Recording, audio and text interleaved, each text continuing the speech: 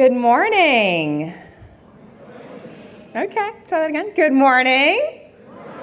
Hi, everyone. Good morning, and welcome to the 11th Annual Menus of Change National Leadership Summit. Woo! Yay! My name is Allison Ryder, Director of Health and Sustainability Programs here at the Culinary Institute of America in the beautiful Hudson Valley. And on behalf of my entire team at the CIA and our partners at Harvard T.H. Chan School of Public Health, thank you for taking the time out of your busy lives to invest in your own professional development and in the future of our food system. Before we begin, let us take a moment to acknowledge the land on which we gather. The Culinary Institute of America overlooks the Mehicanatuck Hudson River, named by the Mohican people, the waters that are never still. The land upon which the campus sits is the ancestral home of the Wappingers and the Mohicans, both of whom belong to the Algonquin-speaking indigenous people. After forced treaties and wars in the 17th century, the Wappingers and Mohicans relocated to Stockbridge, Massachusetts, and joined with the Oneida people. Together, they formed the Stockbridge-Munsee tribe, also known as the Mohican Nation Stockbridge-Munsee Band. Today, many of their descendants live on the Stockbridge-Munsee Indian reservations in Shawano County, Wisconsin. We honor the indigenous people who came before us and to those with whom we now reside. We offer gratitude to their fertile grounds, which continue to offer nourishment through its bounty of foods, cultural exchange, and unceasing opportunities of learning.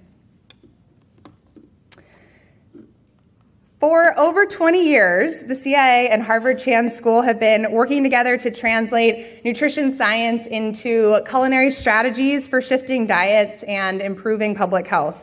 Over a decade ago, we dreamed up a vision for integrating guidance for foods that are nutritious, environmentally sustainable, socially responsible, and delicious, with real business models and practical strategies for change within the food service industry and the culinary profession. And so began Menus of Change. At the foundation of this initiative are the 24 principles of healthy, sustainable menus that bring together nutritional and environmental science and serve as an open source roadmap for the industry, covering everything from menu concepts and general operations on the left-hand side of this graphic to specific foods and ingredients on the right-hand side. And with input and review from our two advisory councils over the years, these principles are solid, evidence-based, and have been widely implemented and embraced throughout all sectors of the industry.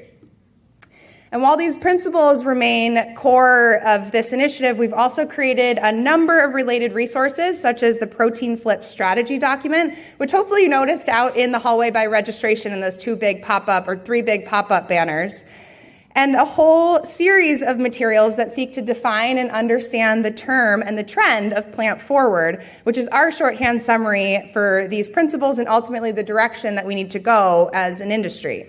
This is not all or nothing, black or white, meat or no meat campaign. This is really a stepwise journey toward creating dishes with less meat, more plants that still need to deliver on taste and pleasure and still need to bring people together rather than further dividing us. This is a movement, and over the years, we've highlighted and celebrated the incredible innovation happening across nearly every sector within the food service industry through our Plant Forward Industry Watchlist series. And in just a little bit, you'll hear hot off the press consumer insights from our 4th annual Plant Forward Opportunity Report in partnership with Data Central and Food for Climate League that will continue to fuel your Plant Forward innovation. Menus of Change is so much more than just this annual gathering. For us at the CIA, it's become an organizing force for an entire ecosystem of initiatives seeking to operationalize those 24 principles within the industry and within our own educational curriculum for future industry leaders. We have the Menus of Change University Research Collaborative focused on the CNU space. We have the Healthy Kids Collaborative focused on transforming K-12. And we have the Healthy Menus R&D Collaborative focused on more of the high-volume commercial industry leaders. And we have many of our friends and colleagues in these collaboratives here with us today. And you'll also be hearing more about our Plant Forward Kitchen training initiative, which includes an annual Global Plant Forward Summit and also an online culinary training initiative in partnership with Google and Lobster Inc. that seeks to further spread this information to cooks who are likely not exposed to anything like this in culinary school or elsewhere in the industry.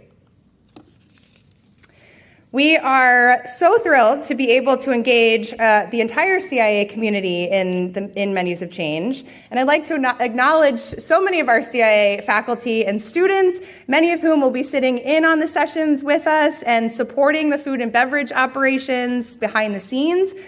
I'd like to give a special shout out to our students who you may have seen downstairs during registration for showcasing their posters and other work that they're doing in their classrooms and around campus.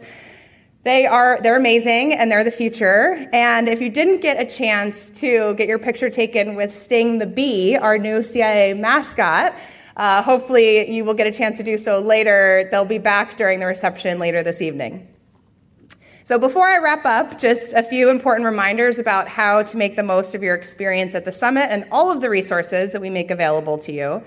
We have a conference app you can download to follow and customize your schedule, connect with fellow attendees, and find presentations and resources.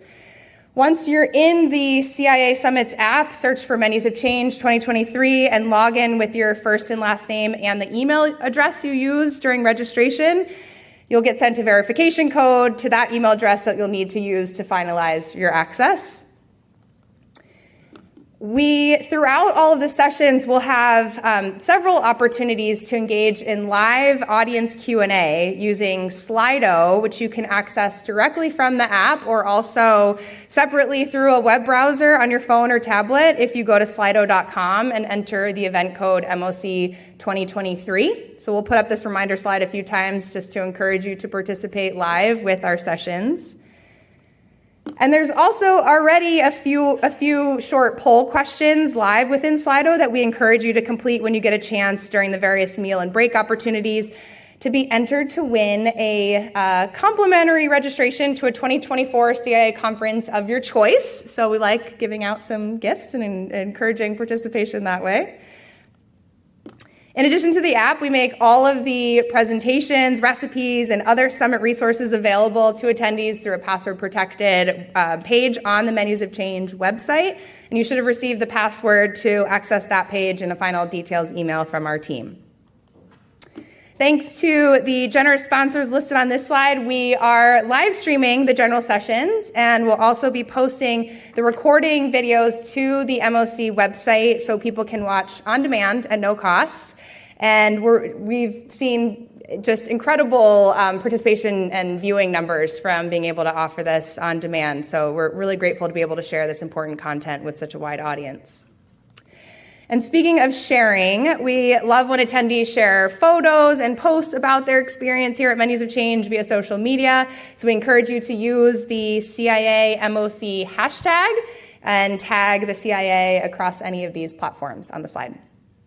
So those are all the important announcements I have right now. You'll be seeing lots of me over the next couple days. Please don't hesitate to ask me or any of my CIA colleagues wearing our silver name badges. If you have any questions at all, we really want you to have an unparalleled, amazing experience fueled by dynamic presentations, delicious food, and we hope that that will leave you feeling inspired and empowered with real actionable strategies and hopefully some new friends to power your next steps in your journey and toward our collective better food future. So I'd now like to welcome to the stage Rupa Bhattacharya, the CIA's Executive Director of Strategic Initiatives and Industry Leadership, to give her welcoming remarks.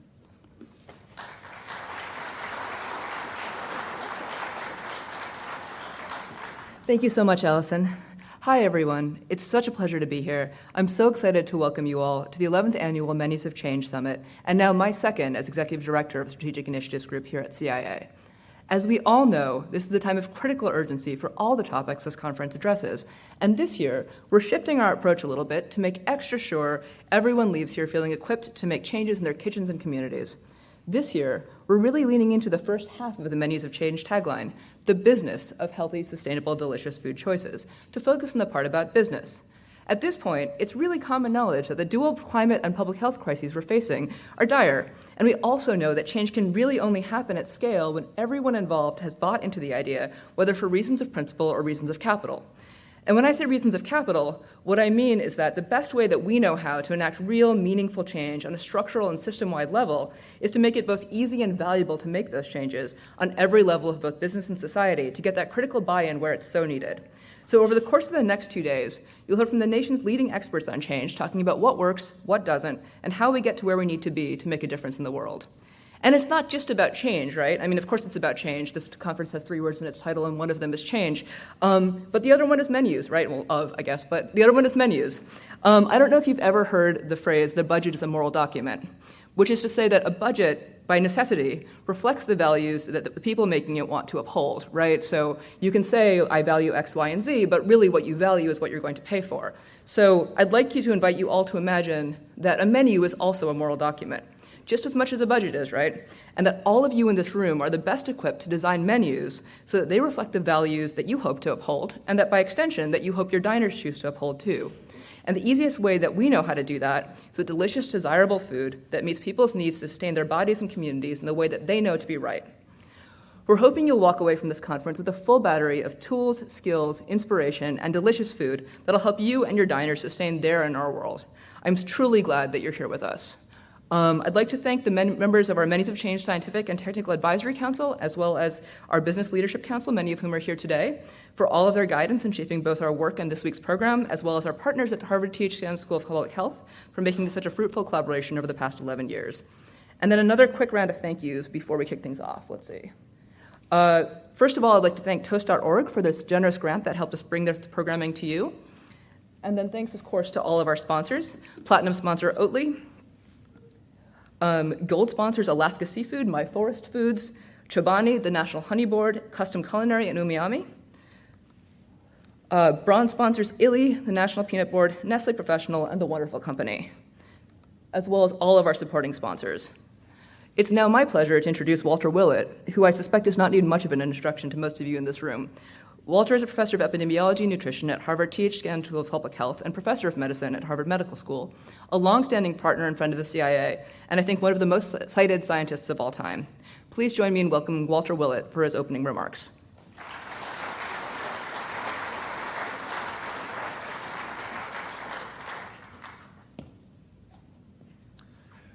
Thank you very much, Rupa. And I just want to add a couple minutes of welcome from the Harvard T.H. Chan School of Public Health. We've been working with the Culinary Institute for well over 20 years now, and this has been an amazing collaboration, cooperation, joint effort. As you probably know, as a primary educational institution, our main mission is graduate education and research. But we very much are a school of public health, and we do research because we want to make that translated into healthier lives, better lives for everyone.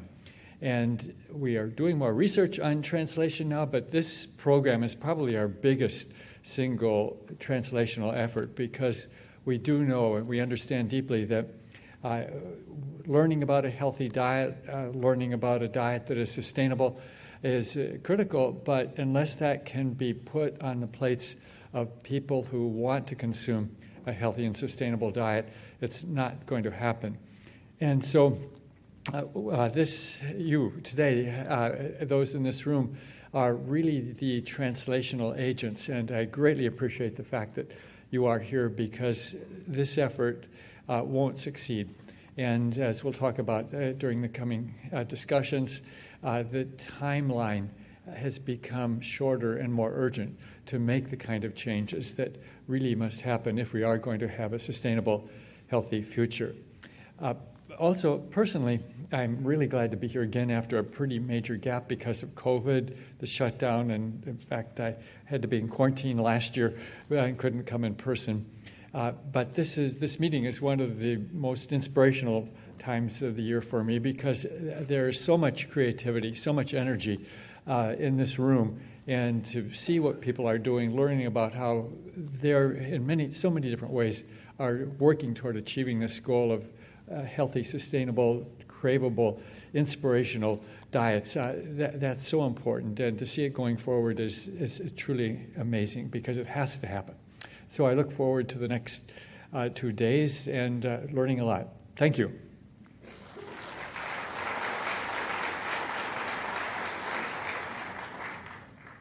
Thank you, Walter. I now have the honor of introducing an incredible powerhouse in the field who will be moderating our first general session. Danielle Nierenberg is a world-renowned researcher, speaker, and advocate on all issues relating to our food system and agriculture, and the co-founder and president of Food Tank, a nonprofit organization focused on building a global community for safe, healthy, nourished eaters. She's a true force of nature in the food space, and we're so thrilled to have her here today. Please welcome Danielle Nierenberg.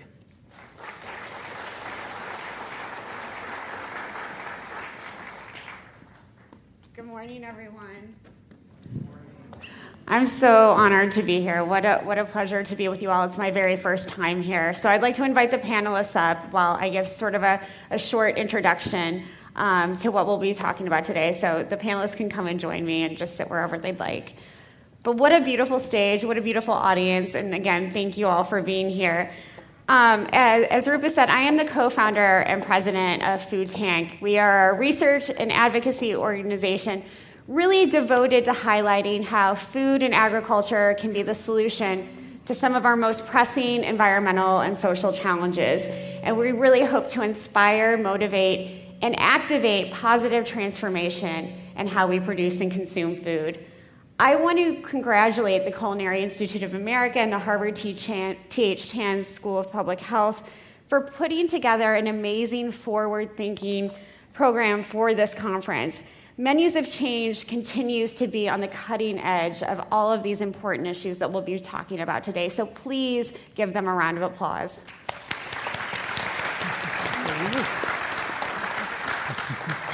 We're going to have a really awesome conversation. These are some of my favorite people, so I'm really excited about pathways to achieving healthy, sustainable, and equitable food systems. And so I want to set the stage for you a little bit and share some words from our dear friends at WWF. They write that globally, our diets are too narrow. Even though more than 6,000 crops have been used for food historically, fewer than 200 are used today, and only 9 account for about 70% of all food produced. This lack of diversity in our diets leads to a lack of diversity in nature. And not surprisingly, this lack of diversity makes us less resilient to pests or disease in our food supply.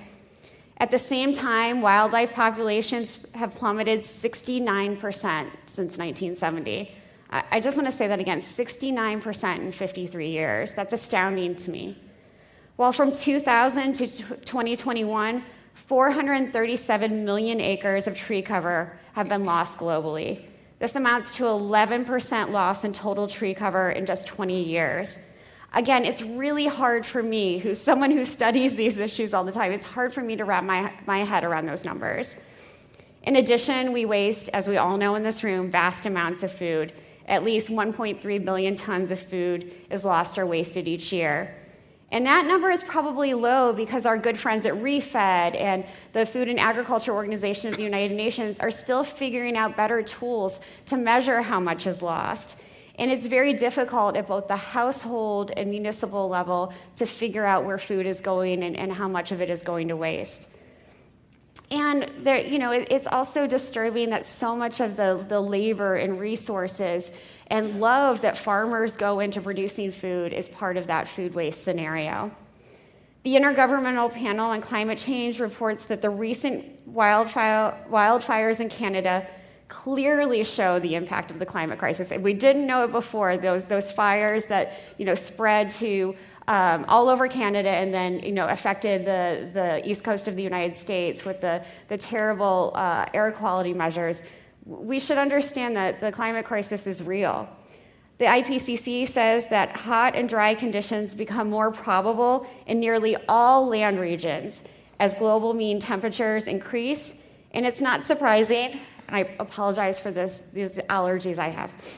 It's also not surprising that the IPCC predicts that the worst impacts of the climate crisis will be experienced by small-scale farmers, peasants, pastoralists, fisher folk, and other rural folks across the globe. There's no doubt that the news is dire. I'm not telling you anything that you don't know. But thankfully, you have me. And I'm serious about that because my job, the job of Food Tank, is to be hopeful. And it's your job too. I think that's why we're all here today, to be hopeful and to find solutions. And there's so much good news. In both the United States and Kenya, for example, innovative policies around food waste are ensuring that perfectly good food doesn't go to waste and gets to the people who need it the most. We're going to talk about the Food Donation Improvement Act that was signed into law earlier this year in just a moment. But there's so many things going on around making sure that food doesn't go to waste. And there are policies and practices that are happening all over the world. Kenya, as I mentioned before, but also France and many other countries. It's a really exciting time to be on the cutting edge of solutions around food loss and food waste. And I'm really excited about all of the interest in blue and aquatic foods, especially seaweed. Seaweed is both an ancient food, and I also think a food of the future. It's highly versatile, and the Food and Agriculture Organization of the United Nations says that seaweed can add up to 10% of the world's present food supply by using just 0.03% of the ocean's surface. By 2050, seaweed production could absorb 125 million tons of carbon dioxide per year and 30% of the nitrogen entering the oceans from land-based pollution. And I love that the largest organic seaweed farm in North America, Springtide Seaweed, is led by Sarah Redmond, a cool seaweed farmer who is killing it in the industry. She's totally badass. I love her. And to address hunger and nutrition and health in the United States, the Biden-Harris administration has released a multi-pillar strategy to end hunger, reduce diet-related diseases, and reduce health disparities. Goals in the national strategy include improving food access and affordability, integrating nutrition and health, which is so important, creating healthier food environments, improving food and nutrition research, and increasing physical activity. I just came here from Tufts University's Friedman School last night, where Food Tank was able to partner with the White House Office of Public Engagement on a summit devoted to food as medicine. It left me so inspired to come here and talk about the ways that we can treat diet-related diseases with our food and agriculture systems. There's also amazing interest in regenerative agriculture from farmers, from chefs, from policymakers, and so many others. And the momentum is just really continues to grow. Kiss the Ground's Regenerate America program is calling on Congress to provide federal support to transition 100 million more acres under regeneration by 2030. And the Natural Resources Defense Council, the James Beard Foundation, and the pork company Niman Ranch recently organized a lobbying day to gain support for the Cover Act, which aims to expand the use of cover crops across the United States. And so many in the private sector are doing incredible work. Matriarch Foods, who's here today, are using upcycled ingredients to create delicious products. Invisible is a company improving sustainability in the seafood industry by developing more transparency and traceability in supply chains. And Chef Pierre Tam, with his company Yolele, works with African producers who grow nutrient-dense grain fonio, which is very resilient to pests and disease and can grow in poor soils. And the company is creating a market for the producers while also supporting their livelihoods. So these are really win-win-wins in so many ways, and that's what we need more of, these wins that help create more justice and equity and more sustainable food and agriculture systems that nourish both people and the planet. Many of you in this audience and on stage are doing amazing work, and Food Tank would love to hear more about it. But again, this is my first time at Menus of Change, and so I hope to meet more of you and understand the work that you're doing. But please email me at danielle@foodtank.com with your stories, with your ideas, because there's so much to share, and Food Tank is really a platform for all of that kind of engagement.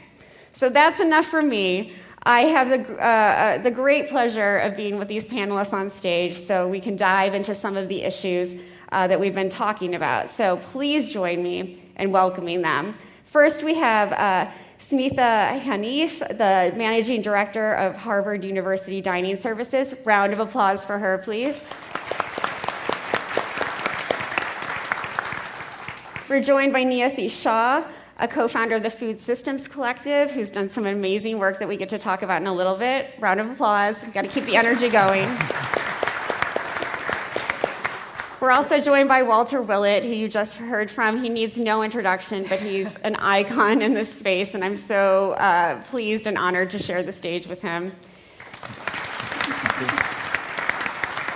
And last but not least, we have the amazing Helene York, the strategic advisor of Where Food Comes From and an adjunct professor at the Culinary Institute of America's Food Business School. All right, another round of applause. I know, I'm going to make you move all the time. Thank you all so much for being here today. I really appreciate it. And again, glad to share this stage with you all. So Walter, I feel like I always start with you when we have a panel, so I'm going to start with you again. It's my habit.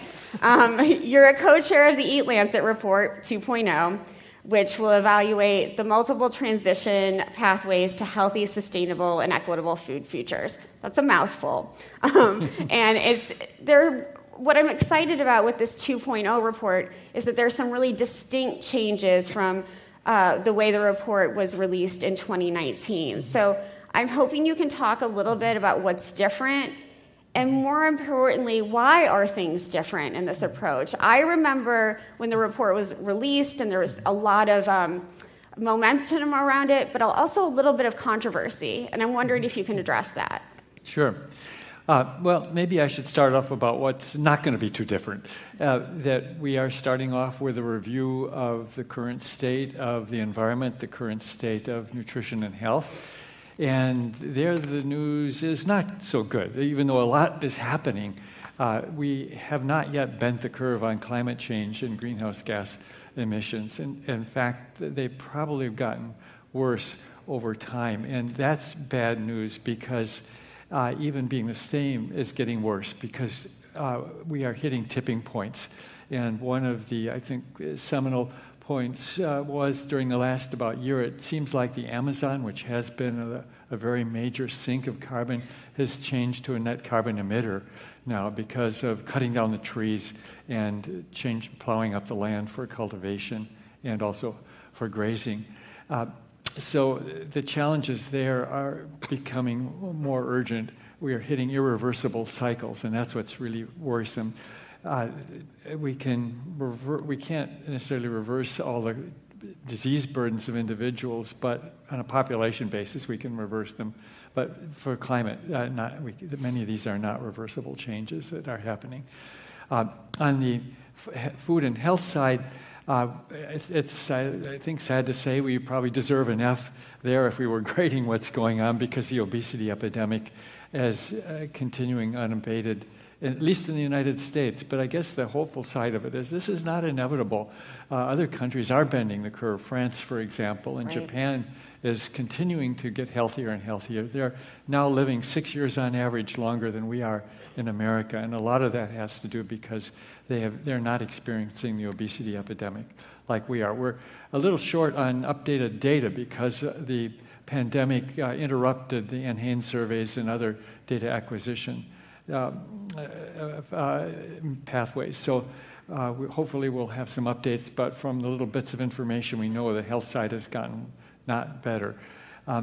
But what's new in what we'll do a little bit differently in the EAT-Lancet 2.0, we will now have a whole body of data looking at the Planetary Health Diet numbers, which are definitely plant-forward, and looking at those adherence to that dietary pattern in large cohort studies and seeing how that relates to health outcomes. We're just completing some of our analyses now, and it looks like it's very clear that adhering to that dietary pattern instead of what we're eating now, not surprisingly, is related to much better personal health.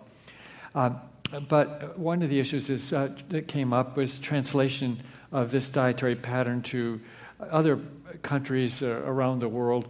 And we mentioned briefly that this is very consistent with traditional diets in many parts of the world, but we're going to be documenting that and demonstrating in pictures. Actually, if there's a few pictures I have here, if you don't mind me just showing, if we could flash up a few pictures there.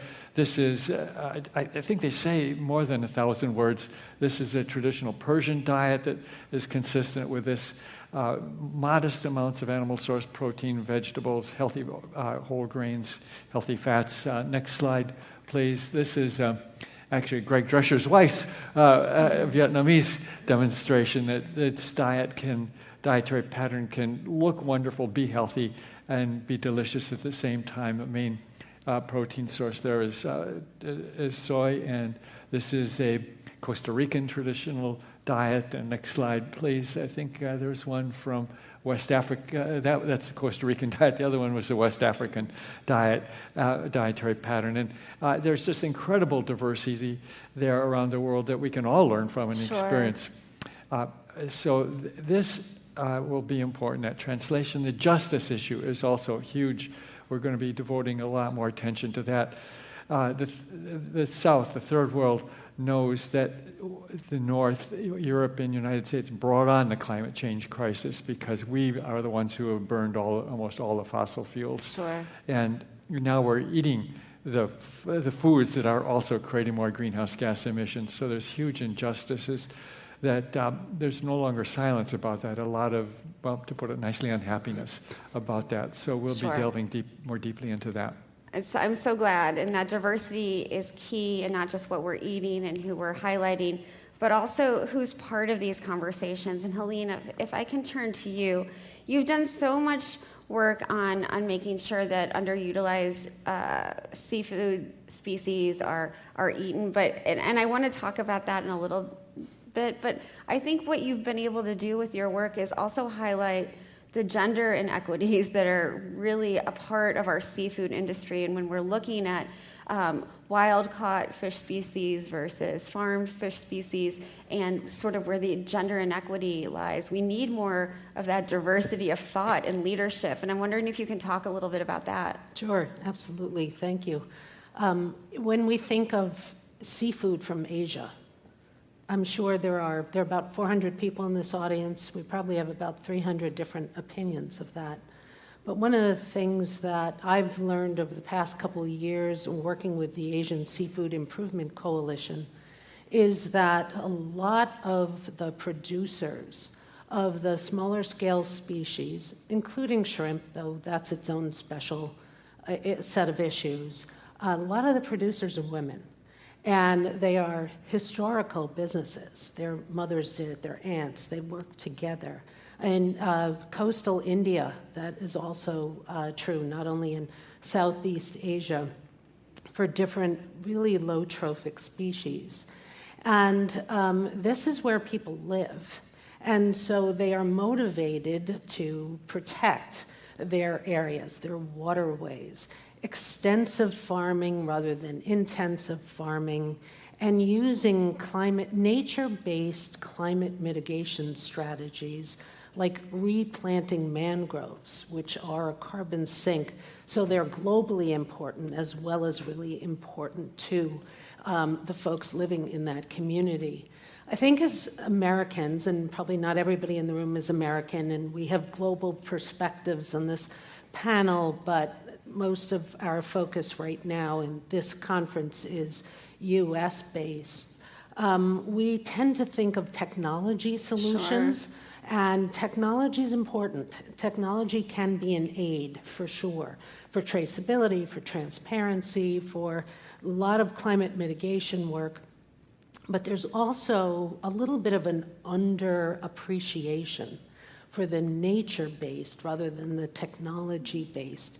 And if they work together to preserve the smaller scale producers' ability to keep on producing food for themselves, as well as smaller markets, and for us to encourage them by paying a little bit more for it here, transport it in a carbon-friendly way, I think we have the potential makings of really strong international bonds that support producers, not only women producers, but a lot more women producers than you might have thought of, as well as produce great quality food for eaters here that are lower trophic level and therefore have a much less impact in the way they are produced and the whole life cycle. Sure. It's breaking a lot of stereotypes. It's breaking the stereotype that men are only fishers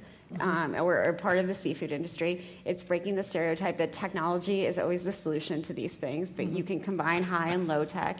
It's just a very interesting way of looking at how we can think about the future of food and especially our seafood industries. And aquaculture. I mean, if 10 years ago, we probably all would have been talking about how wild seafood is the only path and, farm seafood is not a good choice. And the fact is, there still are instances of bad aquaculture, just as there are bad instances of wild fishing. This is complex. It absolutely is complex, and there aren't really easy answers. But it's even less black and white when we know a lot more now about producers, and we know about social conditions, not only on the farms or in the fishing, but in processing and so forth. So Sure. it's a complicated area, but it's one where I think we need to invest a lot more sort of intellectual power and creative culinary support to be able to support producers who are doing the right thing and eat healthy food, serve healthy food, healthy and delicious food to our consumers. Well, and not just invest that intellectual power, but invest actual dollars into it. And I think, that combining production and conservation, which were things we couldn't talk about 10 years ago because we were focused, we have to keep, these seafood populations as they are and increase them. But you can have production and conservation simultaneously. Right. So very interesting. I thank you for all of that. I want to shift gears a little bit, Smita, and turn to you. And you've been working on this Planetary Healthy Diet and, working with Harvard University Dining Services. How do you sort of incorporate that into what you're doing, encourage students, encourage faculty to sort of take it on and understand?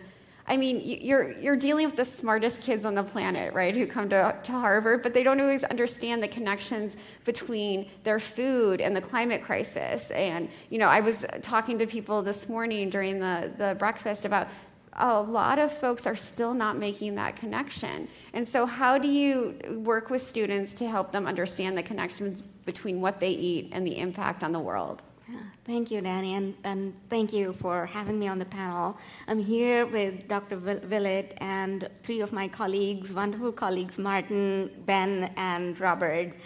And what I wanted to share today is in any complex, diverse environment, to have a good understanding of our community was important. As I entered my role at Harvard, that was exactly what I did, just being on a discovery journey.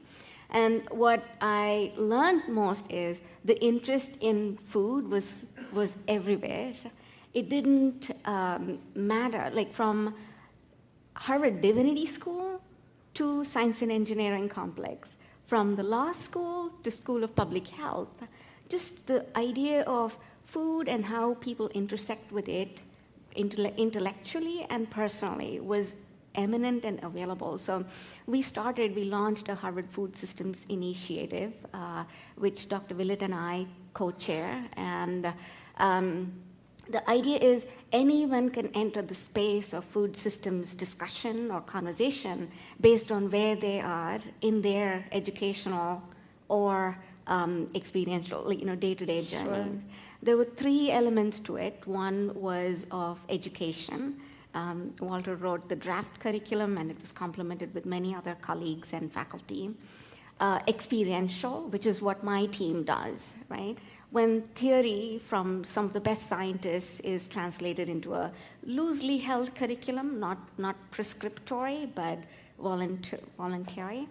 And it's complemented with experiential experiences that translate some of the science, whether it's the Lancet translation or parts within that. I really like it when we say, what are the regional translations of the work that is happening, WI's reports.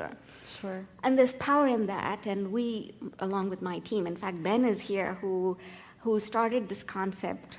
It ties to 4 key priorities that we have identified at Harvard.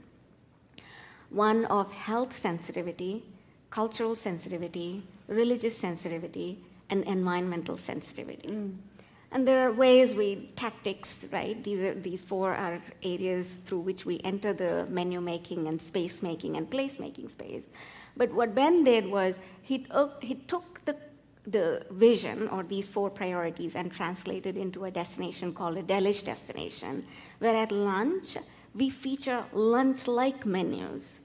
And it could be pictures like Walter shared and beyond. And at the grill, he serves delish, which is traveling hyper-local and writing delicious, healthy menus, which I've written a few of them just so the audience can get a sense. This is an example of how he wrote the menu, right? Chilled sweet corn soup with charred corn sumac and serrano peppers. Tell me who will, right? It's right there. We don't need to say anymore whether it's vegetarian, plant-based, but it hits on 4 of our priorities, which I believe touch back to some of the evidence-based, research-based work that is coming out of Walter and the work on a global scale or local scale.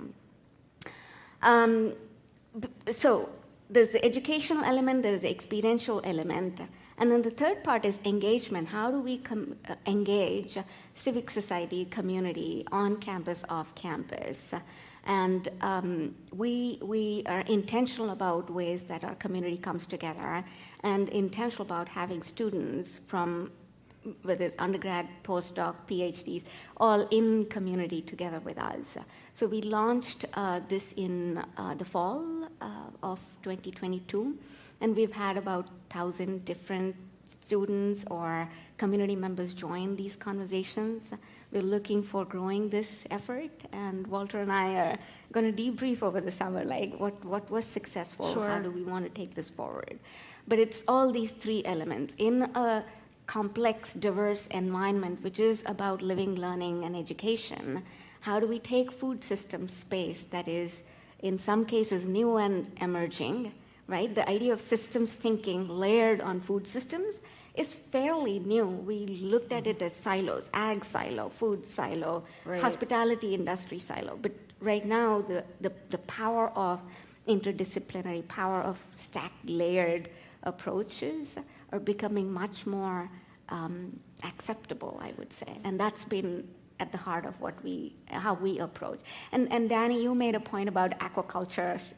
Robert is here with us. He is at our science and engineering complex, where we have faculty thinking about new material. Material science is a big piece.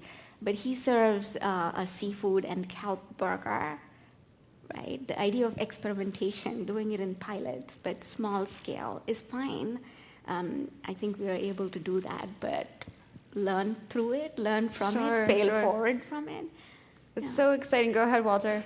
Could I just add one little thing? It's been great working with Smitha, but all this is happening in Smitha's space, in the dining halls.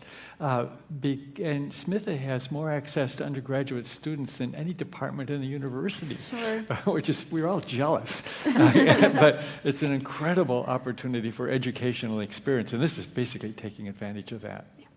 It is so exciting to me because you're breaking silos, you're merging all of these different things, you're translating science into something that's delicious, and you're reaching Gen Z who consider food an extension of themselves. It's part of them in a very different way than previous generations like mine, like you were vegetarian and vegan or you were a meat eater. They're like looking at food so differently and understanding the implications that it has. And I'm wondering what you're hearing from them that resonates with you. Yeah.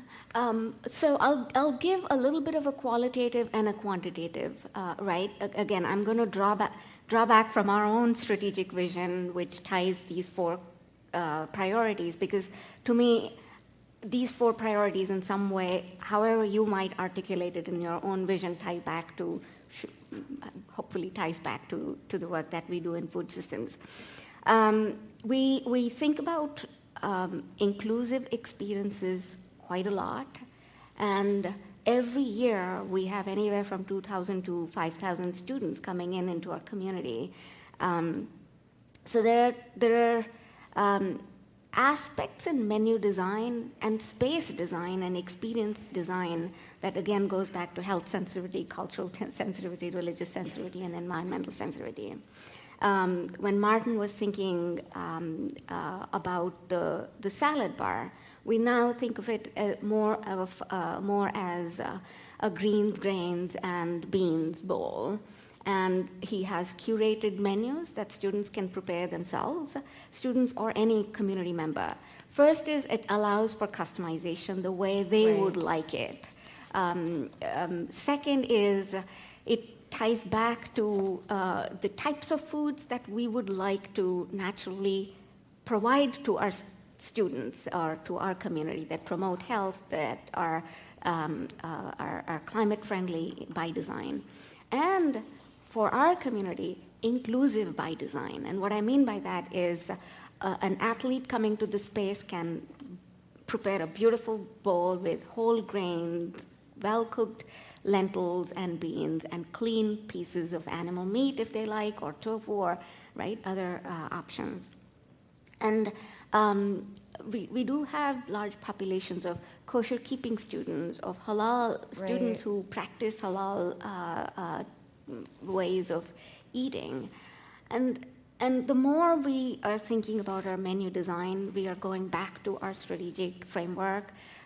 Clearly, the menus of change principles are one of the tools set, but our tool, input data, has increased. The EAT-Lancet, the WRI report, the Cool Food Pledge, the menus of change principles, and having Walter right there, saying, this is not being done right, Smitha. We got to redo the snack menu. That's totally fine to have those discussions, right?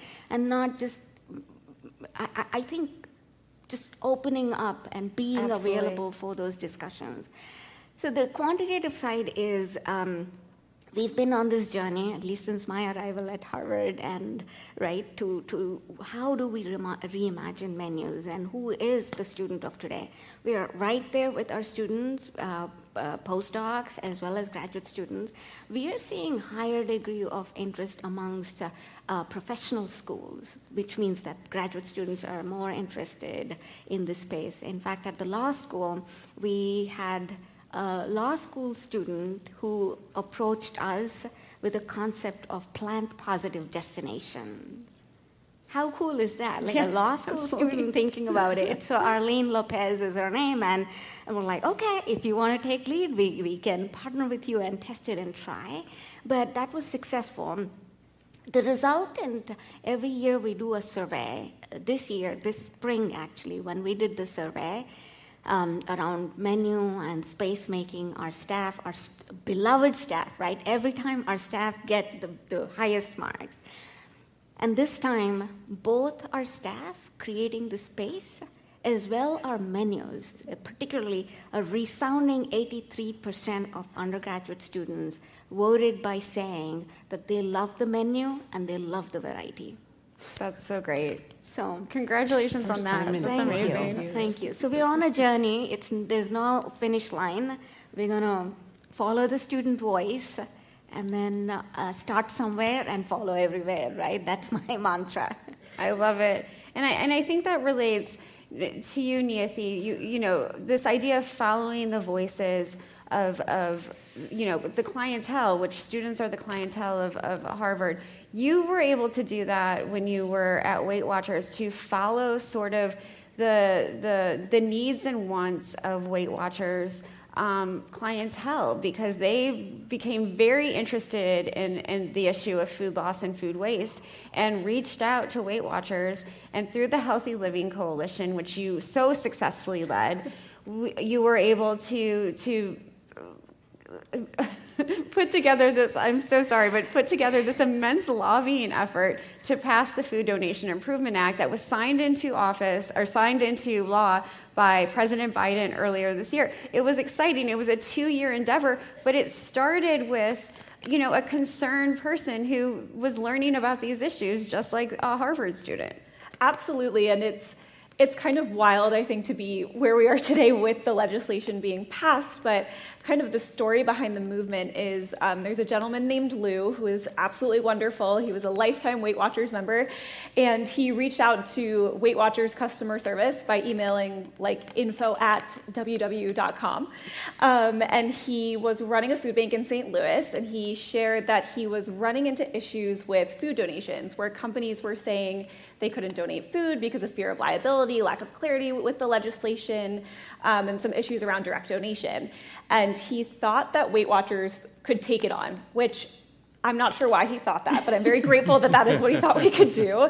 And so we got the email and thought, okay, well, sure, let's give it a shot. And I think it's important context to share that I have no background in government affairs. Prior to this, I had never taken a meeting with a representative. To be honest, I thought policy was something for people in suits in DC, people who quite frankly didn't look like me, and that kind of allowed us to take this non-traditional approach to advocating for policy.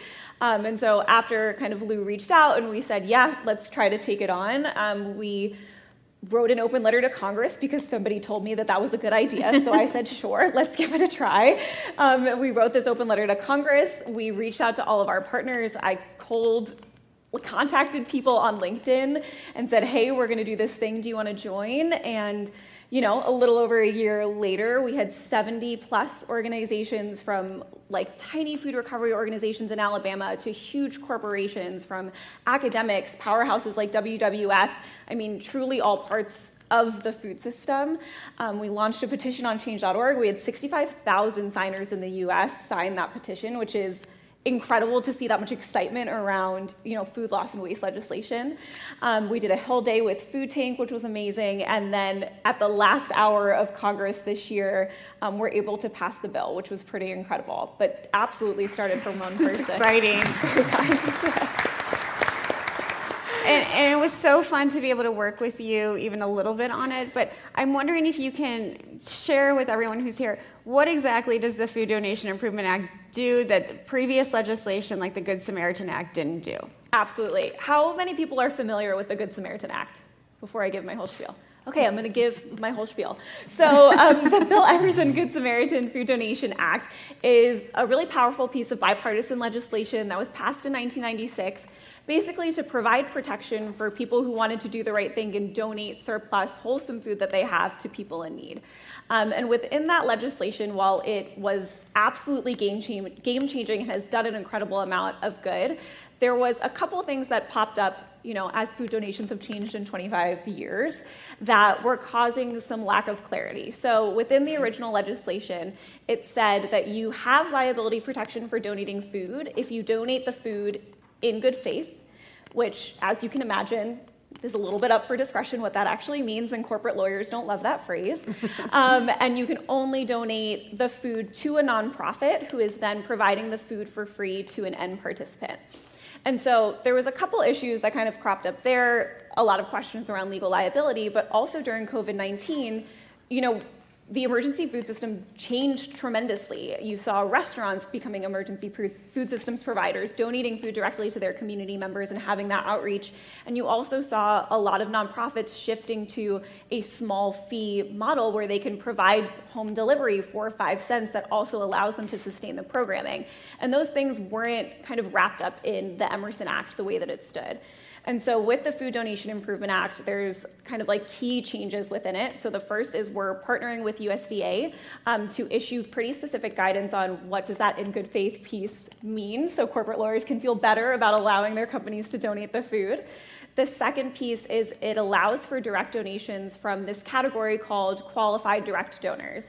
And the best way to think about that category, which it lists out exactly who that is in the legislation, but it's organizations that have a food safety handling system kind of already built into their service. So school food authorities, restaurants, hospitality, a lot of folks in this room now can donate the food directly to their community members and have the liability protection that they didn't before.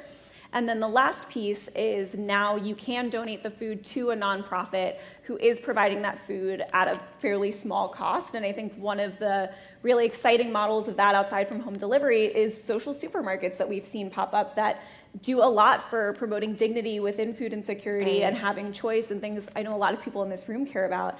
And so kind of having all of those immense changes at once has been obviously really monumental. And throughout the rest of this year, I'm still leading that group, which is a privilege that I have, but working through how does this get implemented on the ground and where are some of those sticking points that we as a pretty diverse group of organizations can help each other solve for and make sure that, yes, we pass the legislation, which is amazing, but that we're really seeing through that what it provides is turning into action on the ground.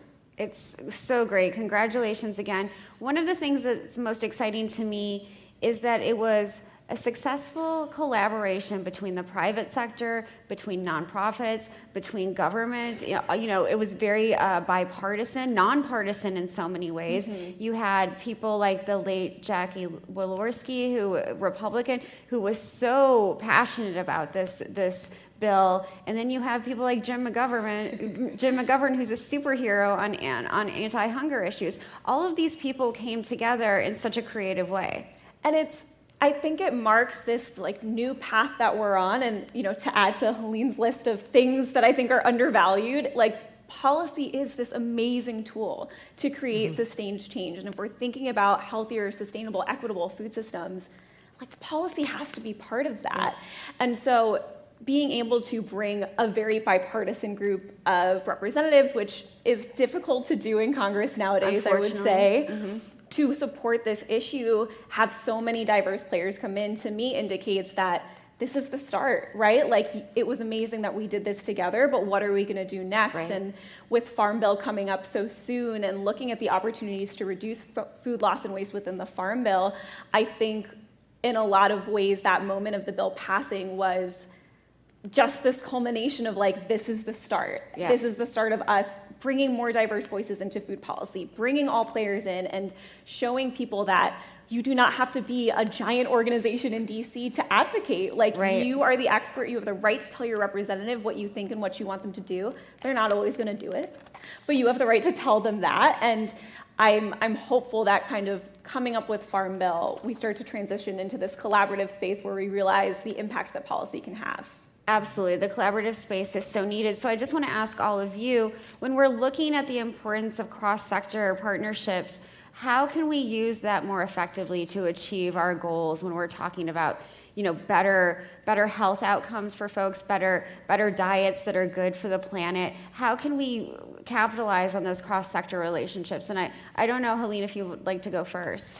No pressure. No pressure. I do want to point up one thing, which was National Pork Producers versus Ross, which was a Supreme Court case that was actually decided recently. Technically, it was 5-4, where 5 of the justices supported the state of California's initiative that voters voted. They wanted more humane raising of pork, even though they knew it would be a lot more expensive. And the Supreme Court agreed, but if you look at the case very closely, it was actually 9-0. That's shocking. You talk about you talk about bipartisan or nonpartisan. This Supreme Court, they had some minor issues, and so 2 voted in a particular way and 2 others, but it was really 9-0. And so when we talk about how to affect change, getting some things done in California, New York, and Massachusetts, which are markets too big for companies to ignore, can be a pathway. Not that it's not inexpensive. But I think there are many ways. And I think food is, because we always talk about this, right? Food brings people together. It's possible to have some nonpartisan, bipartisan efforts around food, especially when we're talking about serving people in need. Mm-hmm. Farm Bill, a little challenging, a little bit more challenging. There's, forces that have been lined up for a long time. And I would just bring it back to seafood. I think seafood's very challenging because, let's face it, in the United States, we buy about 65% of our seafood from outside the United States. The numbers look higher than that because a lot of Alaskan seafood goes to China for processing, so it's American, but it's last touch, so it comes here. And I think that there are more challenges. But one way we could bring it together, and you mentioned something, Danny, in your opening about seaweed production. I love seaweed. And I'm going to go back to it. I mean, seaweed production in the United States and the world over is a female-run set of businesses, which is not something you would imagine necessarily, but a lot of them are co-ops.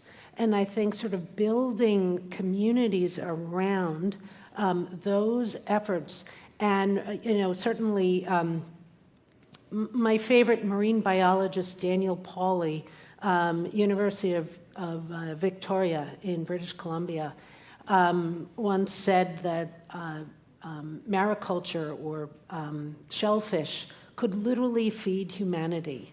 Okay, if you don't eat any seafood or you're kosher, maybe not. But there's so much potential for feeding people with very high-quality proteins, with very low environmental impact, and potentially really good economic development opportunities if we really allow American producers to really work in that space, and seaweed and mariculture together, so you don't have monoculture, because you don't want that.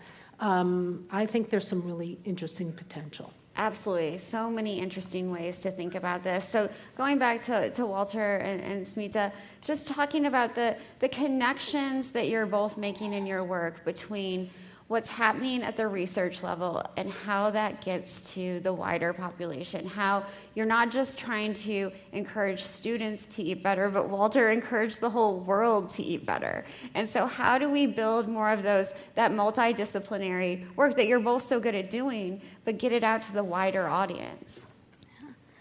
Go ahead. You go first. Okay, well, one of the reasons why we put a lot of energy into our students is we care about the students, but we also know that they become leaders in every facet of society, in law, business, religion, and they take their experiences with them. And so it's not enough just to feed them food that's healthy and sustainable. It's really that they understand why and are mindful about their choices. And I've heard it, well, we haven't taken, I think, a formal poll of our graduates, but lots of comments from people who have graduated who said that really changed their life, the way they eat and the way they think about what they do is what they learned in the dining halls. In fact, we get students applying for graduate schools. They said that was to our nutrition department. They said it wasn't their biochemistry course or formal courses that motivated them to study what they studied, but it was their experience in the dining rooms. I love it. So it's that's one of the important ways. But also this menus of changes. Maybe people here don't realize it, but our colleagues in Scandinavia were interested in this healthy and sustainable area, and they looked around the internet and what was going on and saw that what Menus of Change was doing was really what they wanted to do. And that's actually how the EAT Foundation came to be, this was their prototype. And so that has been a global expansion of what we're doing. But our students at Harvard not only go into different areas, but they come from all over the world as well. So they are really a good investment. They're a great investment for sure. Yeah. It goes back to thinking through food both intellectually and experientially. There's a colleague at Oxford University who said there was a time when food was thought to be not as intellectual of a field, right? But now we are seeing the connection and connectivity to every discipline, right? From the arts to humanities, natural sciences, social sciences, engineering.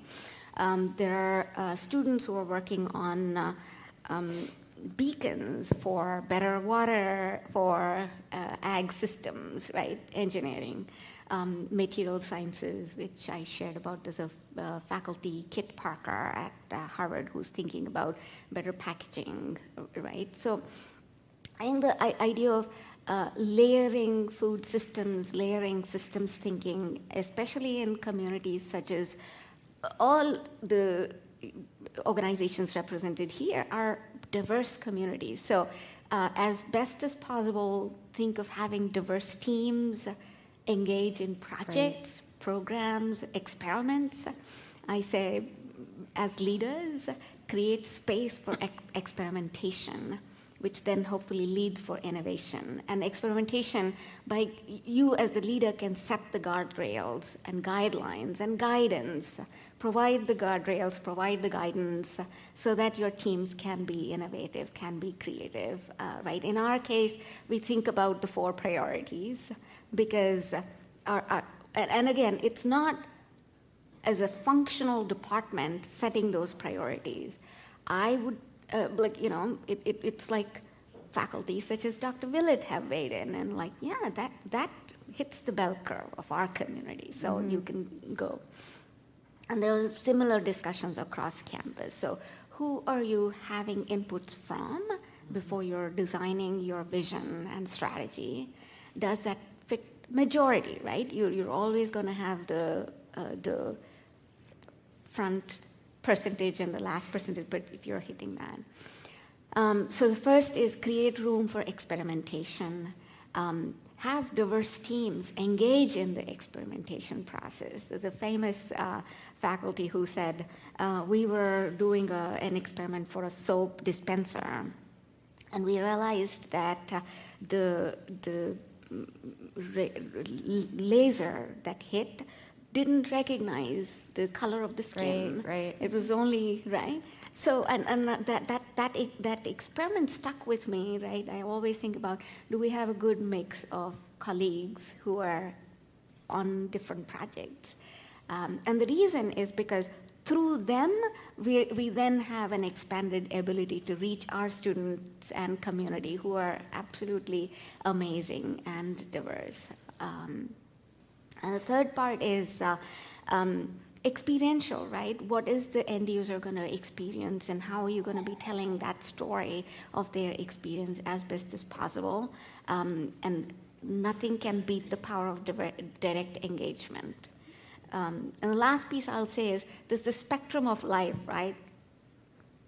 K through 12 to higher education, to the workplace, to healthcare. However we think about it, instead of just thinking through the lines of business, where are the opportunities to cut across through the spectrum of life could be, especially for leaders in this conference. Absolutely. A powerful way to look at contributing. Absolutely, and I love that we ended this conversation sort of where we started with talking about diversity in all its forms, diversity in our food systems, diversity in thought and leadership, and how we go about solving some of the issues that everyone in this room wants to see solved. I want to thank our panel. We're out of time, sadly, but thank you so much for your time and expertise. What a wonderful way to start off the conference. Thank you. Oh, I think I give it over to Patty now, right? Is that what I'm supposed to do? I'm so sorry. I'm not sure where I'm supposed to go. Rupa, sorry. Thank you so much again to all of our panelists. Okay. Please join me in giving them another round of applause.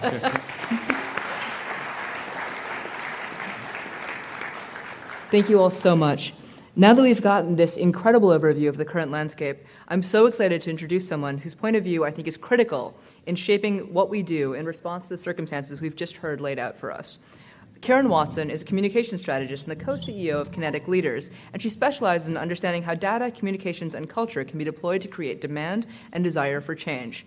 Her work with former First Lady Michelle Obama and the Partnership for a Healthier America is regularly cited as a major innovation in public health marketing, and I'd like to ask you to keep her multi-pronged and person-centric approach to change in mind as we enter the next couple of days of programming. We'll have a Q&A after her session, so please feel free to put any questions you may have into Slido, and they'll be sent to me, and I can ask them to her at the end. But for now, please join me in welcoming Karen Watson, who might need to get mic'd up. So we'll see. Are you getting mic'd?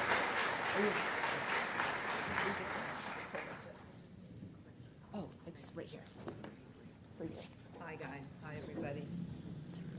Thank you, Rupa. Thank you for inviting me to come speak this morning. How's everybody doing? Okay? I am really excited to be here today because you guys play a central role in the march toward a healthier America.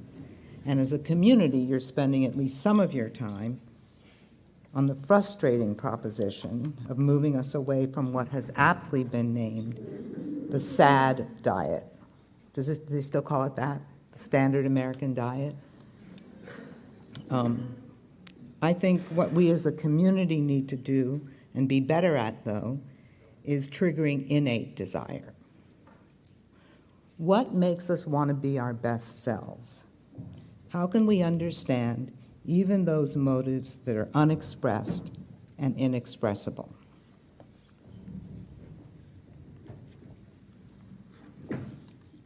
We're hardwired as humans to want salt, sugar, and fat. Even before we're born, we're learning taste preferences based on what we receive in utero. Pleasure at the sweetness of carrots eaten by the expectant mom.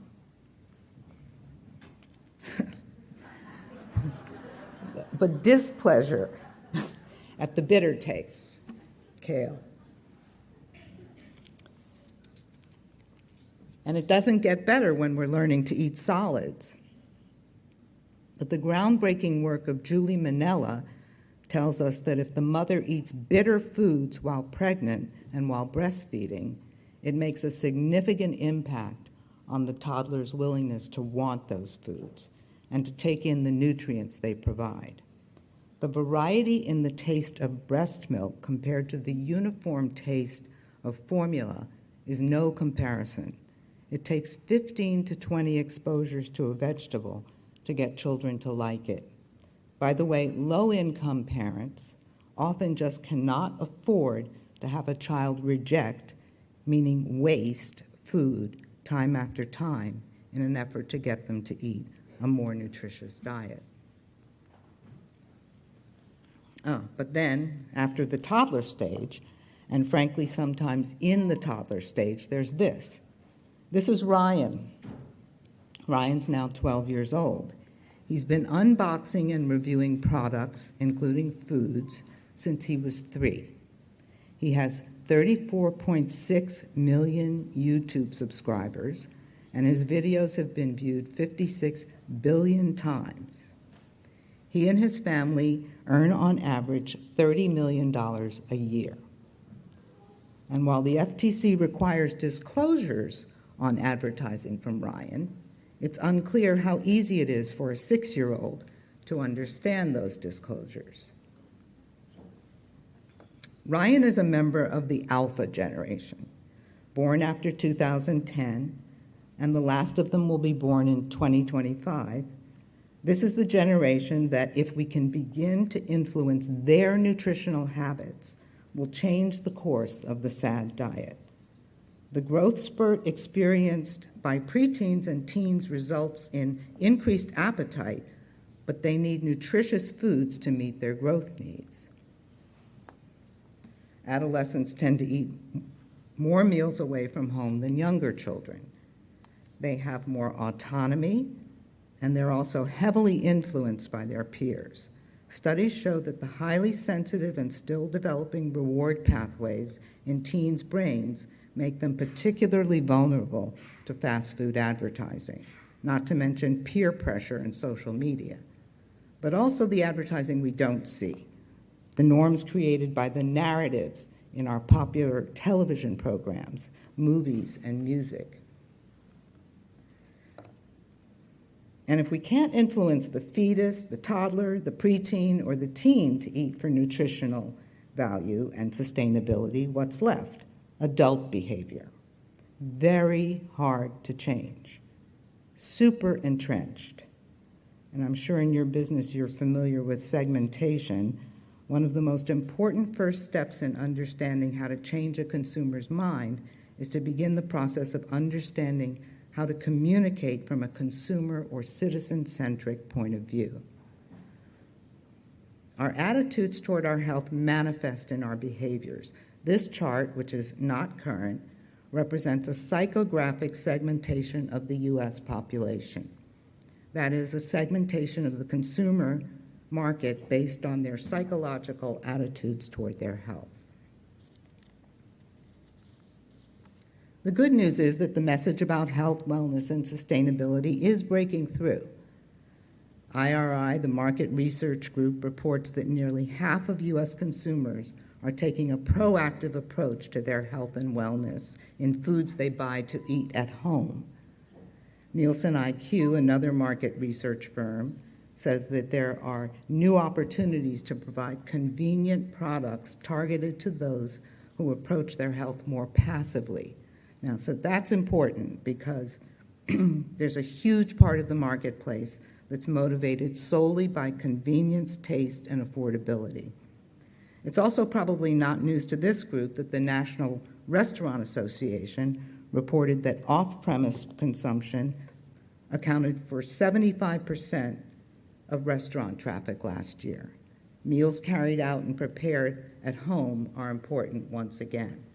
8 in 10 meals are sourced from home per IRI, and that trend is expected to continue. 1/4 of consumers plan to cook more at home in 2023. On sustainability, IRI reports that sustainability remains an important purchase motivator, even in the current inflationary environment. 9 in 10 shoppers maintained or increased their sustainable purchase habits in 2022. So what are the messages that might resonate once you do figure out which segment you're going to focus on? Well, we know from market research that for messaging to be effective, it has to be memorable, actionable, and achievable. And the way we describe food matters. It's nearly impossible to move people by appealing to their rational understanding, though. What all food companies know is that we make most of our decisions about our eating behaviors mostly non-consciously, almost by rote. It's simply too onerous for us to be self-aware at every moment about our daily choices. There's a lot of discussion still about behavioral economics using choice architecture and the description menu items to nudge the eater to a healthier choice. And they're important, but they're not addressing the intrinsic desire. We as a group should understand that what every successful advertiser routinely uses to increase purchase behavior comes from the field of neuroscience, understanding how words and images land in the brain of the consumer. This is not just about meeting them where they are, but about meeting them where they are that even they themselves cannot articulate, meeting them in a way that triggers their subconscious desires. And there's a method for that. Again, messages must be memorable, and they're better if they attach to memories that we already have. Messages should be actionable, and most of all, that action should be achievable. Now, here's an example of language and imagery used by Mrs. Obama in the Drink Up campaign, and it was entirely the product of neurotesting, neuromarketing. Let's play the video. Uh-oh, didn't work. Your body contains up to 70% water. It's what you run on. So when you feel like you're running low, have a glass. Woo! And recharge your body. You're gonna drink something, and what you drink is up to you. When you drink water, you drink up.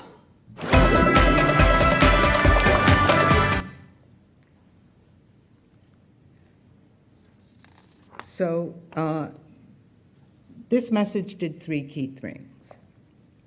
It took off on a popular saying, "You are what you eat." And it used the memory of that to create the tagline, "You are what you drink." It reminded the viewer and listener that they have agency, a choice to make that's theirs and theirs alone. And it stated the gain to the viewer of taking the action. So it was gain framed and not loss framed. Now, I'm going to show you some more recent research that my collaborator, Dr. Marie Bragg, and I did. Let's see, let me go back. Yeah, here we go. We just completed this for the Robert Wood Johnson Foundation. This particular research was focused on the BIPOC community and food organizations nationwide. We looked at the organization's social media presence, both volume and discussion, to understand what was important to their audience.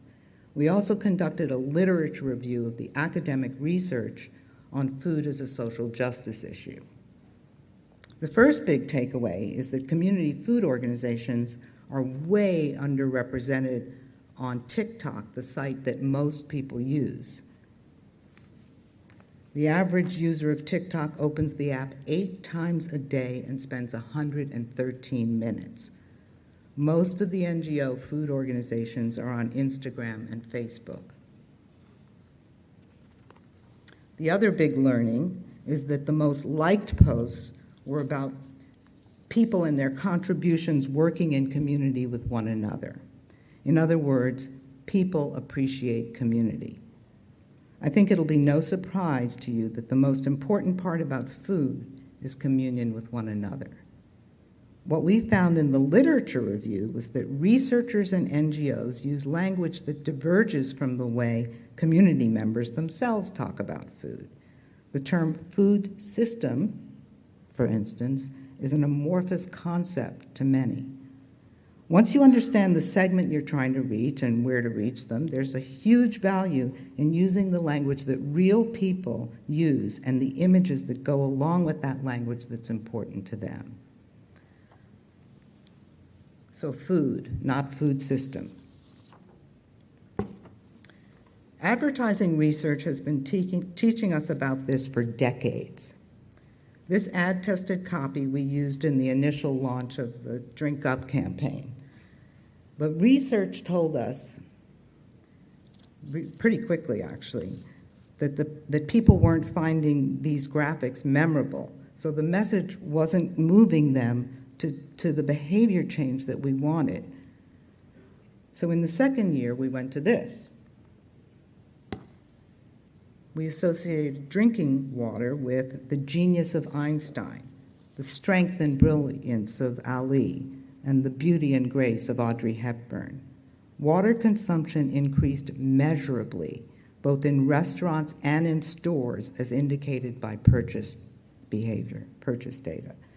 People attach to other people. They're motivated by the functional value that nutrition can provide for them in their everyday lives. Almost all of marketing is aspirational and pegged to our desire to be the best image of ourselves. So, if I could leave you with anything, it would be these three things. Understand the segment of the population you're trying to reach and reach them where they live. That means using the language they use on media they consume and with influencers they follow. Make your message memorable, actionable, and achievable. Help people understand the value based on what they care about, which is, for most people, less about health than about their ability to live their best lives and be in community with the people they love. Thank you.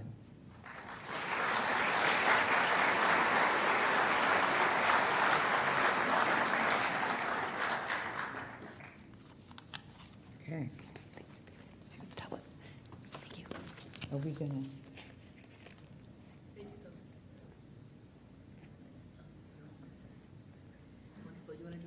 Thank you so much. I'm going to give you this microphone. Okay. Beautiful. That's for you. You can come sit. Fortunately, you have water now because now I want to drink water. Okay, all right. This is for you.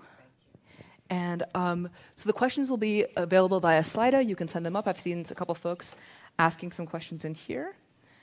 Let's see. I'm going to make sure that I have this all loaded up. In the meantime, I have so many things that I want to ask you. But the first of all is I see that, when we look at this, you can really see that your approach to change has itself evolved over time.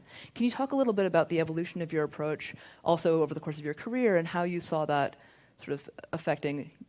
So I've been in a lot of different segments of the workforce, policy, lobbying in Washington. I spent 28 years in Washington, and I started my career in television programming in documentaries. And I have to say, I think that the biggest insight for me was reading I was working with two collaborators who at HEC in France, the business school in France, and we worked on a project for the European Union. And he runs the marketing department, a guy named L.J. Shrum, and he wrote a book, he edited a book of academic articles called The Psychology of Entertainment Media. And it dawned on me that one of the biggest ways that our norms are created across the world are through our popular culture.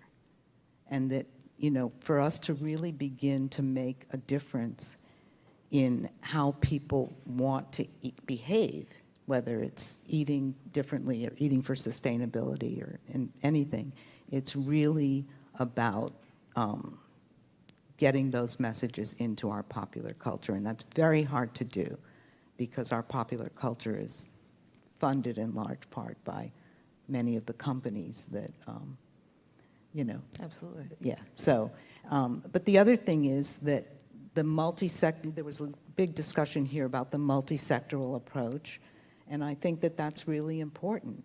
I think that policy-wise, if you can get the people who care about sustainability and the environment to work with the people who care about health and nutrition, that you have really a big policy, and then you can also, kind of elevate the consumer desire. You really have a formula for making real changes. And I'm really curious about what you were saying about pop culture and sort of the idea of norms and creating norms. How do you see the folks in this room, for example, many of whom operate restaurants or food service organizations, how do you see them as, or how would you suggest the folks in this room go about sort of normalizing vegetable consumption, or are there ways that folks can do it when they can't make movies?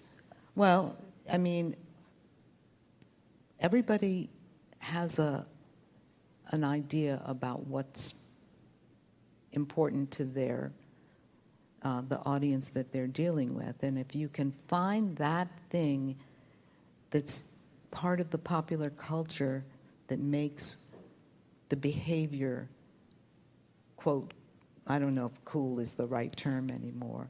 Cool. Maybe cool is Cool not works, the right cool time. Works. Absolutely cool. Fire. Yeah. Fire. Fire is great too. Fire. Yeah, exactly.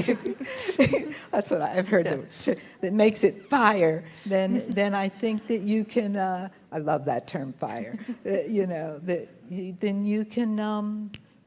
Then I think that if you can associate what you're doing with something that they care, someone in popular culture that they really think is like cool, yeah, then I think that is a motivator. So I'm curious, is the audience familiar with Water Talk? Do you guys know about Water Talk?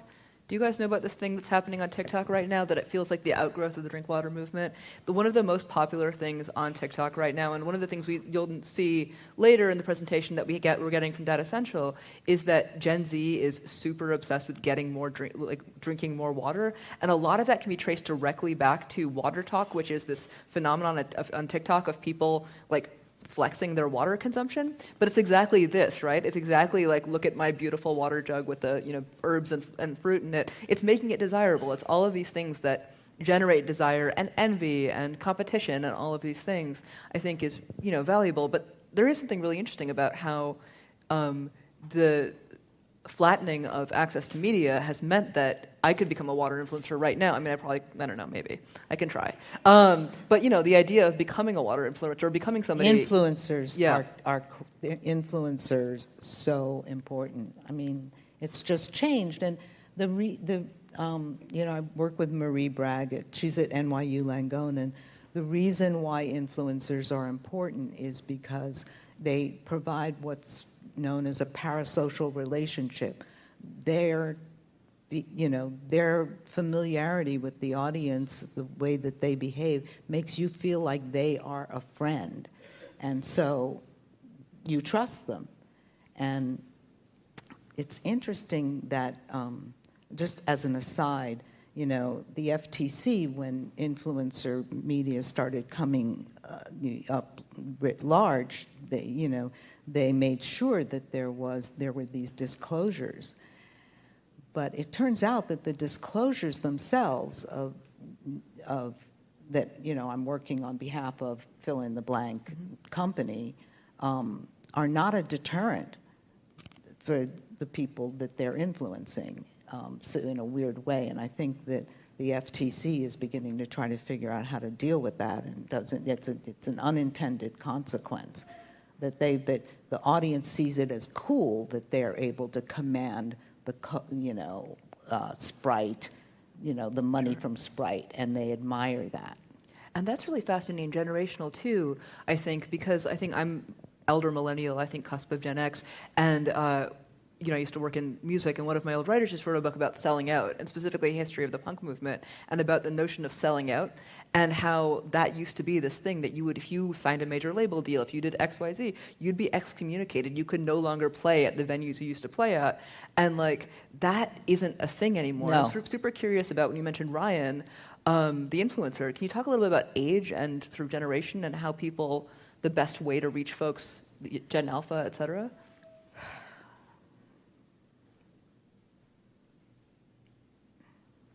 I think that I don't know. I don't know. I I don't have an answers answer yet. to Yeah. everything, but I think that there are people.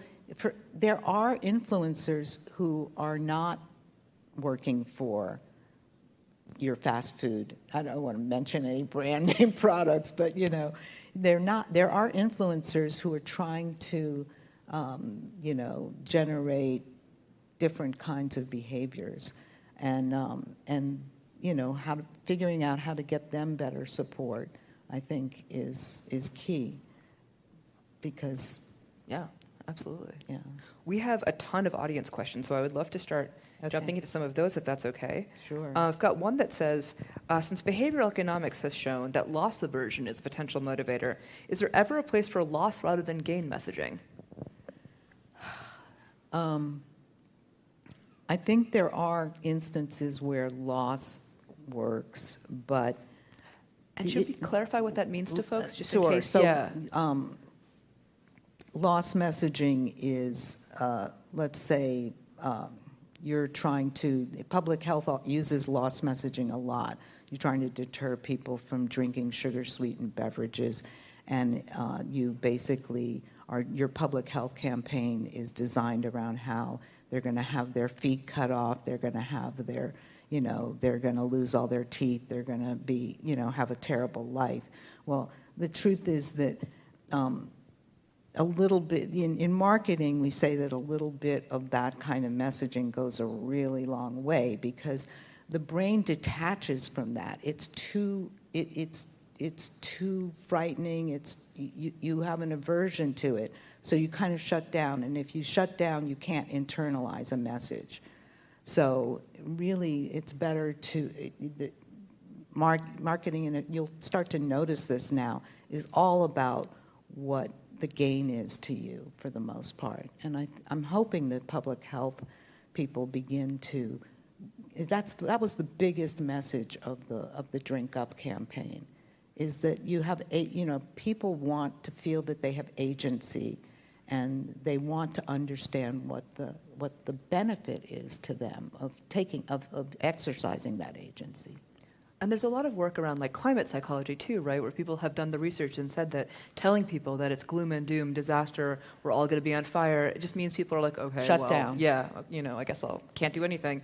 Right. And so part of what we're trying to do here at Menus of Change too is absolutely around that, making sure that everyone in this room has something more positive that they can go forward with and can frame it to folks in a way that gets them to work. A related question, actually, that is from the audience as well, is asking whether you have an example of a current or recent campaign promoting healthy, sustainable food that you feel was a big success that made people care. I'm seeing one right now on my Hulu ads that is local to me that is not very good. It is very dry, and it refers to jerk, but it's showing jambalaya, and it's very confusing. And I'm just like, you have to not do that. So I can give you a bad example, but maybe you have a good example. No, I can't give you a good example. I think that I do think for fruits and vegetables, this is the caveat to this. For fruits and vegetables, it's very complicated because of the way the market of fruits and vegetables work. But I think that when you have some of the producers who own some of the large crops, who own a large percentage of the crop of that fruit or vegetable or nut, for instance, and they do national advertising campaigns, that those work. And so I think that that's an example, and those are, for the most part, healthy products. Mm-hmm. And they are, you think about pistachios, for instance, and I know that's one of the sponsors here. There's another sponsor I was just thinking about that, and because I guess when I think about this, when I think about the ones that have been remarkable, the ones I think about are the ones that took a food that was maybe not necessarily in the mainstream and made it mainstream. So, and again, they're a sponsor, so forgive me for this. Like Palm Wonderful, exactly, absolutely, yeah. and the cute little oranges. Also a sponsor. Yeah, also a sponsor, right. Yeah. But there's a reason for that from a market. There's a market reason why they're able to do that, and it's a good thing. But that's because they own a huge share of the market, so it makes it financially sustainable for them to do that advertising nationally. But most fruits and vegetables are local, and so if you're advertising that fruit or vegetable and you don't have a huge share of the market, you're as much advertising for your competitor as you are for yourself, and so it's not as financially rewarding, I guess, is the right way to say it. So while this isn't a public health campaign, something I have thought about that does actually follow the trajectory of what you recommended in terms of making it accessible and actionable and sort of meaningful is, again, this is going back to TikTok because so much of this is in fact about sort of where people access content, now where they access information. But I have a former writer of mine who has a cooking TikTok, and one of the things is she has taught people how to, when they buy fancy mushrooms, to weight them down, cook them so they get crispy, and it's unact. You are sautéing a mushroom with a weight on it, but and it gets crispy and it gets brown and it gets nice, and it is one thing that you can do to make eating mushrooms more delicious and more savory and more restaurant-like in your home, and that has gone strangely viral, and they're called Bettina's mushrooms, and people talk about them, and it's a technique that most people at CIA probably have learned at some point, but that's right, because yeah. I don't know if this is currently true, but most people eat vegetables outside, consume vegetables outside the home because they're more appetizing because people don't know how to cook them. So if you can teach people how to make vegetables at home that are appetizing, then that's a great thing. I think so. There are two questions here about globalization and sort of international culture. So I'm going to ask them together because they seem quite similar. The first is, with such a globalized food culture, how has social media played a role in aiding or diminishing policy creation in the US, is the first question. And the second question is, how would you use this information of consumer marketing to get customers at scale to try different global cuisines that may be better for them nutrition-wise? And so I guess the two questions are, how does the accessibility of social media and people's access to information change the way that they respond to policy or change the way that policy is created? And the other is whether this language and this information can be used to say, hey, try this other thing. You like khichdi, you like lentils, you like lentil soup, try khichdi. Is that something that you think is possible? Absolutely. That's one of the great things. I mean, there are a lot of bad things about our social media and, quote, the internet, but globalization, has a good side to it. And I think that the internationalization of food, it's almost, in almost every place in America, people are trying diverse foods. And so, and social media has an ability to accelerate that. And I think that social media also has the ability to accelerate a greater demand of policymakers for access and affordability to healthier foods and more nutritious foods. And it only takes one or two or three viral campaigns to begin to talk about food as nutritious food as a human right, and the access to it and the access to its affordability. So, I'm hoping that we get there. Absolutely. And I do want to add to that, I just actually a minute ago had a conversation with Chef Alex, who might be here somewhere. She launched the Menus of Change kitchen over here at CIA, and she's at Rutgers now doing similar work. And she was saying that, sometimes her upper-level administrators will say, well, these students are coming from, somewhere else. They might not have familiarity with the kind of food you're putting out. They're going to want pizza and burgers. And it turns out that, because of social media, that's not true anymore. No matter where you come from, you probably have seen Lizzo making kale pesto on TikTok, right? And that leveling is really fascinating, and I think it has made all of our lives in this room as operators and as people trying to get people to try new foods so much easier, because you're no longer transcending two barriers, the barrier of what is this thing and also do I like it? You're just transcending do I like it, which is huge, I think. Absolutely. There's one more question here that is, are there any resources on how we can better describe and name our menus to drive customers to try a new or unfamiliar dish? And I will say, for those of you who will be coming to Worlds of Flavor, we are hosting a huge naming and recipe discussion, language workshop there, so we'd love to see you there for that if you want to go in depth on it. But if there are thoughts here about how do we name things, for example, I think to make them the naming of things is really important, and the naming and the placement of foods as people come and see the foods. I know that they're... It's crispy roasted carrots. It's not healthy roasted carrots, that's right? Exactly. It's like... That's right. That's right. Wonderful. But, you're better off if you're... I know that the audience that you concentrate on is generally pretty much older, but if we can change... One of the things that is clear in this presentation and has become more clear to me is that if we can change the generation, the alpha generation, we can really have an impact on the foods that they feed their kids and the way that they eat when they are pregnant, and pre-pregnancy. And that's actually, as depressing as it is, the best hope that we have. Genuinely, that's why I took this job, so I appreciate you saying that. I took this job at CIA specifically to affect future generations and the way that they consume food. So I'm very glad to hear you say that. Thank you so much for everything. Please let us have a round of applause. Thank you for inviting me. And I'd like to welcome Allison back on stage for this. Here, I'll take these two. Thank you. Cheers. Thank you. Cheers. Oh, Thank you. Thank you. I'll give you this clip. Awesome. Thank you, Karen and Rupa.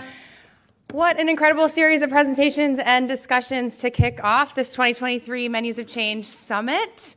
We are now heading into a lunch feast, and I wanted to give you just a bit of an idea of what to expect and also what is ahead for you this afternoon. If I could have my slides up, please. So from now until 12:45, we invite you to enjoy a networking walk-around lunch downstairs in this same building where registration took place. There's a number of sessions set up that will feature our Gold and Bronze Conference sponsors. Dr. Willett will also be signing book plates, like book stickers that can be put into the books that we have available for purchase at our campus bookstore in the main level of Roth Hall in the main building. The book is Eat, Drink, and Be Healthy, the Harvard Medical School Guide to Healthy Eating. So you can either go buy the book, bring it to the table to be signed, or get a book plate signed and then buy the book later. As you go into lunch and into the remainder of the food experiences that we have for you over these next couple days, I just want to emphasize again our plant-forward philosophy. We really hope to showcase this style of cooking and eating that emphasizes and celebrates foods from plant sources, but is not limited to them. So you will see small amounts of meat, fish, animal sources of animal foods incorporated into the dishes. You'll also get to taste various products from our sponsors that support these same values, and you'll get to taste really just delightful and culturally diverse recipes crafted by our amazing team of chefs here that will hopefully satisfy you and also inspire you to think about what's possible and what you might want to bring back into your own operation. For those with allergies and special dietary needs, we've tried our best to provide options for you and to be transparent in our ingredient labeling. And if you have any questions at all, don't hesitate to reach out to anyone on our team. In the spirit of sustainability, I'd like to bring your attention to our efforts to make this as low waste event as possible. You'll notice that almost everything we're using is compostable or recyclable, except for any plastic wrappers and tea bags. So please do your best to put your waste in the correctly labeled bins. And we also encourage you to stay hydrated during these warm days with your MOC water bottles that we gave you. So at 1:45 p.m., we'll be back in here for General Session 3, where this lineup of stellar speakers here will be sharing those fascinating, hot-off-the-press consumer insights about building demand for plant-forward and aquatic foods. So enjoy your lunch, and we'll see you all back here soon.